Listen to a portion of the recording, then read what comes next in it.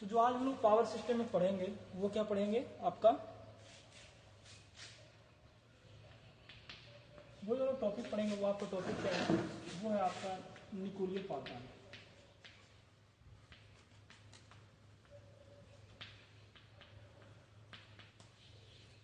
हम लोग अभी तक 3-4 मेथड पढ़ चुके थे इलेक्ट्रिसिटी जनरेशन के लिए। कौन कौन सा पढ़ लिए थे? आपका हाइड्रो पढ़ लिए थे, स्टीम पढ़ लिए थे, और कौन सा पढ़ लिए थे हम लोग? गैस और डीजल। जो नेक्स्ट है वो कौन सा आपके पास में है, वो है आपका न्यूक्लियर पावर प्लांट। अब देखो इसमें होता क्या है कि जो न्यूक्लियर पावर प्लांट है ना, इसमें हम इलेक्ट्रिसिटी किस थ्रू जनरेट करते हैं? न्यूक्लियर के थ्रू। मतलब हम इसमें क्या करते हैं कि यूरेनियम 235 और यूरेनियम 238, ये दोनों में से कोई भी क्या करते हैं, फ्यूल का यूज करते हैं। फिर इसके ऊपर हम क्या करते हैं कि इसके ऊपर न्यूट्रॉन को छोड़ते हैं। जैसे आपके पास यूरेनियम 235 है, इसके ऊपर हम क्या करते हैं, एक बार न्यूट्रॉन छोड़ेंगे तो ये इतना जितना एक हर एक बार क्या होगा कि ये अपने बहुत से कण में क्या करता है, टूटता है। मतलब एक क्या करेगा, चेन रिएक्शन बनाएगा तो सिर्फ 5 निकलेगा कम से कम। ये फिर यहां से निकलेगा, फिर यहां से निकलेगा, फिर यहां से निकलेगा, ये हो गया। फिर ऐसे टूटता चला जाएगा ये, फिर यहां से फिर टूटेगा ये सारा फिर अलग अलग क्या करेगा, ये फिर अपना बनाएगा 5। इस प्रकार से क्या होता है कि बहुत सा ज्यादा मात्रा में क्या होता है, ये टूटता है, और इससे क्या होता है कि बहुत ही ज्यादा मात्रा में आपके पास क्या निकलता है, हीट रिलीज होता है। तो इसके लिए हम क्या करते हैं कि इसी यूरेनियम को डालने के लिए हम क्या करते हैं, यहाँ पे एक न्यूक्लियर रिएक्टर का यूज करते हैं, जो कि क्या करेगा आपके पास में जो न्यूक्लियर यूरेनियम हम 235 है जो हम फ्यूल देंगे उसको क्या करेगा, ये यहाँ से हीट बनाएगा। ठीक है, यहाँ से आपके पास कोल्ड मेटल जाता है यहाँ से, और ये क्या करेगा, इसको हीट करके आगे हीट एक्सचेंजर में भेजता है। अब ये हीट एक्सचेंजर क्या करेगा, जो हमारे पास लो प्रेशर हीट था उसको क्या करेगा, ये हाई प्रेशर हीट बनाएगा। मतलब जो हीट एक्सचेंजर था वो लो प्रेशर जो मतलब लो जो हीट था उसको क्या करेगा, हाई बनाएगा, और इसके अंदर फिर हम क्या करते हैं, पानी भी डाल देते हैं। ये पानी क्या होगा, ये हीट जब हो जाएगा तो क्या करेगा, इस पानी को गर्म करेगा। जब ये पानी गर्म होगा तो यहाँ से क्या बनेगा, ये स्टीम बन जाएगा। फिर इस स्टीम को हम क्या करते हैं, आगे हम इस स्टीम को क्या करते हैं, भेज देते हैं वाल्व के थ्रू से, कहाँ पे, टरबाइन पे। अब ये टरबाइन क्या करेगा, जो आपके पास जो स्टीम से जो भी आपका निकला था न्यूक्लियर के थ्रू से, मतलब जो पानी जो गर्म हुआ था तो जो स्टीम निकला था उस स्टीम को ये क्या करेगा, काइनेटिक एनर्जी में कन्वर्ट करेगा। और फिर इस काइनेटिक एनर्जी को क्या करते हैं हम आगे, काइनेटिक एनर्जी से आगे हम क्या करते हैं, टरबाइन में लगाते हैं। तो टरबाइन क्या करेगा, इसको काइनेटिक को मैकेनिकल में लेके जाएगा, और फिर आगे क्या होता है, आपके यहाँ पे एक अल्टरनेटर लगा होता है, वो क्या करेगा, इसको इस मैकेनिकल एनर्जी को आपके पास में इलेक्ट्रिकल एनर्जी में आपका कन्वर्ट कर देगा। इसमें देखो कुछ और भी कंपोनेंट है, वो क्या, देखो ये क्या आपके पास में है, कंडेंसर। तो कंडेंसर मैंने आप लोगों को पहले ही बताया था, वो क्या काम आता है आपके पास में, कि जो लो प्रेशर स्टीम है वो क्या करेगा, उसको वाटर में कन्वर्ट करेगा। ठीक है ना, कूलिंग टावर तो आपको पता है, कूलिंग के लिए हम यूज करते हैं इसका। तो ये सब जो कंपोनेंट है, यही कंपोनेंट हम क्या करते हैं, मोस्ट टाइम इसमें यूज करते हैं। अब देखो कुछ इंपॉर्टेंट पॉइंट इसमें है। एक बात आपको पता होना चाहिए, जो आपके पास यूरेनियम 235 या फिर जो भी है यूरेनियम 238, अगर इसमें पता है कि अगर 1 kg जितना जलाएंगे ना, 1 kg इक्वल टू 450 टन कोयला, 4500 टन कोयला। मतलब जितना 1 kg यूरेनियम से हीट निकलेगा उतना आपका हीट क्या होता है कि 4500 किलो अगर हम कोयला जलाएंगे तो आपका क्या निकलेगा, हीट निकलता है।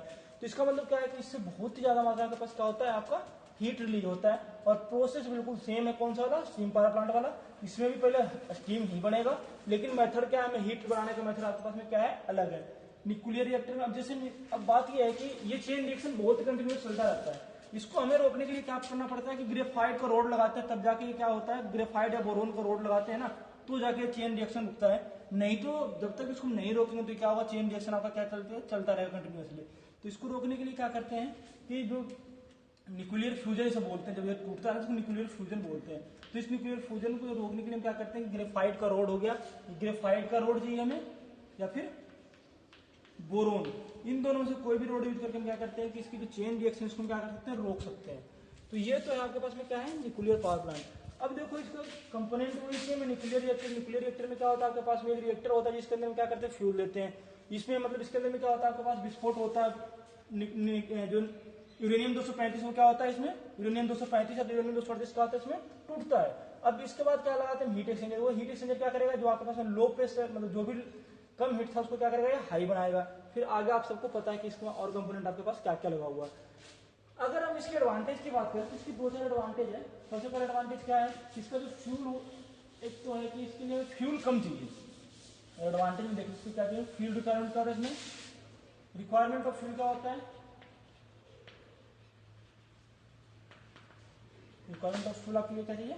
कम चाहिए। मतलब जो मेथड है इसमें आपको फ्यूल का जरूरत क्या होता है? कम होता है। क्योंकि अगर हमें पता है कि अगर 1 kg जला से कितना 4500 टन कोयला के इक्वल चलता है, तो मतलब हमें फ्यूल कम चाहिए।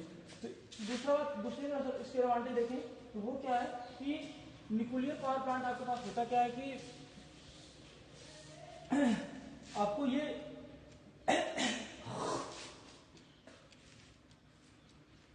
इसमें आपके पास में लैंड जो जमीन वगैरह यूज करते हैं, मतलब साइड में जगह भी नहीं क्या चाहिए? कम चाहिए। कम जगह में आपके पास क्या करेगा ये आपको ऑपरेट करना शुरू कर देगा। उसके बाद क्या होता है, जो प्लांट आपके पास में क्या होता है इकोनॉमिकल, मतलब प्लांट आपके पास सस्ता पड़ता है। क्योंकि हमें जब कम जगह चाहिए, अपरेटस हमारे पास कम लग रहा है, तो हमें मतलब ये आपको इकोनॉमिकल आपको पड़ जाएगा। लेकिन अगर इसकी डिसएडवांटेज की बात करें तो इसके डिसएडवांटेज भी हैं। और डिसएडवांटेज का सबसे बड़ा ये है कि जहां पे न्यूक्लियर रिएक्टर है वहां पे हम क्या कर सकते हैं कि मतलब वहां पे हम लोड नहीं, मतलब लोड सेंटर के इसको नजदीक में नहीं लगा सकते। क्योंकि अगर बाई चांस कभी भी अगर ये कंट्रोल नहीं हुआ तो वहां पे जितना आदमी वो सारे क्या हो जाएंगे, अपाहिज पैदा होना शुरू हो जाएगा। मतलब अगर ये जैसे हम बोलते हैं ना न्यूक्लियर बम एक जगह पे कहीं पे गिराया गया था हिरोशिमा वगैरह में, तो वहां पे अब भी वही कंडीशन है कि वहां पे अभी भी सही लोग नहीं होते। तो इसी वहां का मतलब इसका इतना प्रभाव है कि जहां पे अगर ये विस्फोट हो गया तो वहां पे मतलब बहुत दिन तक वहां पे कुछ होगा ही नहीं, मतलब लैंड भी आपकी क्या हो जाएगी, आपकी वहां पे बंद हो जाएगी। तो ये इसका एक डिसएडवांटेज है। और इसके डिसएडवांटेज है कि फ्यूल जो होता है वो आपको एक्सपेंसिव मिलता है। मतलब जो फ्यूल मिलेगा वो क्या होगा, आपका महंगा मिलेगा। ठीक है, ये सब इसके क्या है डिसएडवांटेज है। अब अगर हम इसकी साइट सिलेक्शन की बात करें तो साइट सिलेक्शन सबको पता है क्या क्या चीज हम देखते हैं साइट सिलेक्शन में। साइट सिलेक्शन में क्या क्या चीज देखते हैं कि ability of water, site selection में यही चीज देखते हैं वाटर लेवल है या नहीं है, एबिलिटी ऑफ वाटर।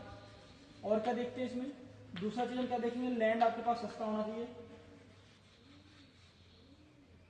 उसका डिकम्पोज, जो हम डिकम्पोज कर मतलब जो भी हमारे पास वेस्ट है जिसको हम क्या कर सकेंगे, इसको डिकम्पोज कर सकेंगे। क्योंकि जो हमारे पास ये तो है नहीं कि दूसरा पावर प्लांट की तरह इसमें जो भी हमारे पास वेस्ट यूज होगा कि ये इसको डिकम्पोज करना ही पड़ेगा। उसके बाद तीसरा सिस्टम क्या है वो क्या है कि ट्रांसपोर्टेशन फैसिलिटी। ट्रांसपोर्टेशन का फैसिलिटी आपके पास क्या होना चाहिए क्योंकि फ्यूल लाने के लिए आपको ट्रांसपोर्टेशन का फैसिलिटी तो कंपलसरी है। तो ये तीन चार चीज हम देखते हैं क्या, एक तो एबिलिटी होना चाहिए, दूसरा डिकम्पोज कर सकते हैं कि नहीं कर सकते, और तीसरा आपके पास में ट्रांसपोर्टेशन की फैसिलिटी है या नहीं है। तो इन सब चीजों को हम क्या करते हैं देख करके हम क्या करते हैं कि आपके पास न्यूक्लियर पावर प्लांट हम लगाते हैं।